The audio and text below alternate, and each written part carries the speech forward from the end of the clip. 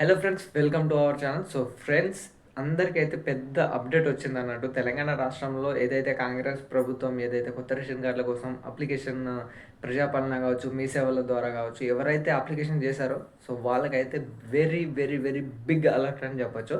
So ఇది నేను చెప్పుడు కాదు, లేకపోతే ఏదో సొల్లు చెప్పుడు కాదు, న్యూస్ ఆర్టికల్లో వచ్చింది. అది న్యూస్ ఆర్టికల్లో వచ్చిన ఇన్ఫర్మేషన్ మీకు క్లుప్తంగా చెప్పాల్సి వస్తుంది అన్నట్టు.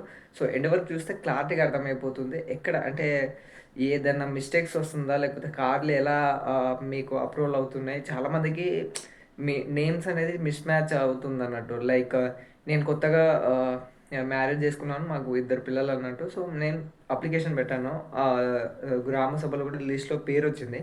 అయినా కానీ కొంతమంది ఇప్పుడు మీ సేవలకు స్టేటస్ వెళ్ళి చూస్తేనేమో నా పేరు వేరే దాంట్లో ఉంది, మమ్మీ వాళ్ళ పేర్లు వేరే దాంట్లో ఉంది, పిల్లల పేరు వేరే దాంట్లో, అలా మిస్ మ్యాచ్. మరియు ఇంకా చాలా అప్డేట్ ఉంది. సో ఎండ్ వరకు చూడండి. అదేవిధంగా మీ ఫ్రెండ్స్ అండ్ ఫ్యామిలీ వాళ్ళకైతే షేర్ చేయండి. సో వీడియోని అయితే లైక్ చేయడం మర్చిపోకండి. Let's go to video.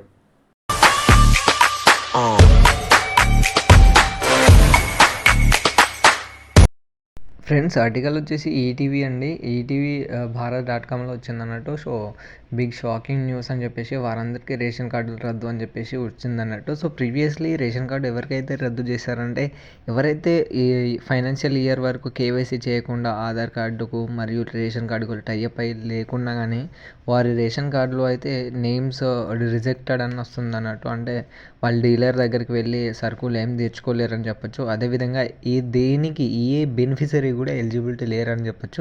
అది పక్కన పెట్టేస్తే తెలంగాణలో కొత్త ప్రభుత్వం అయితే కొలువు తీరాక ఏళ్ళు తరబడి నుంచి అంటే చాలా మన తెలంగాణకు వచ్చిన కాడ నుంచి ఇప్పటి వరకు కొత్త రేషన్ కార్డులు అంటే ఒక ఎలిగే సూర్యుడు లాగానే ఎదురు చూస్తున్నారని చెప్పొచ్చు. సో చాలామంది అండి, చాలా అంటే చాలామంది ఫ్యామిలీ నుంచి సబ్ ఫ్యామిలీలు చాలా ఫ్యామిలీస్ అయ్యాయి అన్నట్టు. సో ఫ్యామిలీలు పెరుగుతున్నాయే తప్ప రేషన్ కార్డుల అప్లికేషన్స్ తగ్గట్లేదని చెప్పొచ్చు. సో రీసెంట్గా మనకు జరిగిన గ్రామ సభ కావచ్చు, ప్రజాపాలన కావచ్చు, అదేవిధంగా మనకు ప్రభుత్వం జీవో పాస్ చేసిన తర్వాత మీ సేవలో అప్లికేషన్స్ పెట్టడం కావచ్చు, లక్షలలో కోట్లలో వస్తుంది. కానీ అప్లికేషన్స్ అప్రూవల్ అవ్వడం చాలా కష్టం అవుతుంది. ఎందుకంటే ఏదైతే ప్రీవియస్లీ మీరు ఒక కొత్త రేషన్ కార్డ్ని అప్లై చేయాలంటే బిఫోర్ మీరు అప్లికేషన్ పెట్టే ముందు ఏ రేషన్ కార్డులో కూడా మీ పేరు ఉండకూడదండి.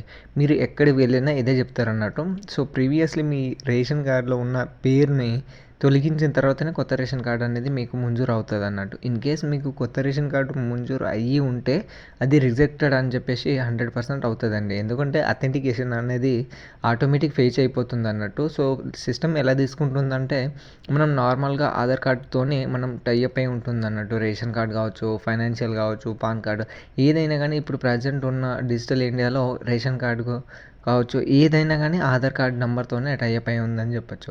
సో ఆధార్ కార్డ్ నెంబర్ మీరు సిస్టంలో ఎంట్రీ చేశాక, అంటే ఏదైతే అప్లికేషన్ పెట్టేటప్పుడు ఎంట్రీ చేశాక వచ్చే డీటెయిల్స్ ఏదైతే ఉంటుందో ఆ ration card old ration card అని చూపించేస్తుంది అన్నట్టు. సో అందులో నేమ్ డిలీట్ చేయలేదని చెప్పేసి కొత్త రేషన్ కార్డు ఫామ్ ఏదైతే ఉంటుందో అది హోల్డ్లో అన్న పెట్టేస్తున్నారు, లేదా డైరెక్ట్ రిజెక్ట్ అని చెప్పేసి కూడా చేసేస్తున్నారు అన్నట్టు.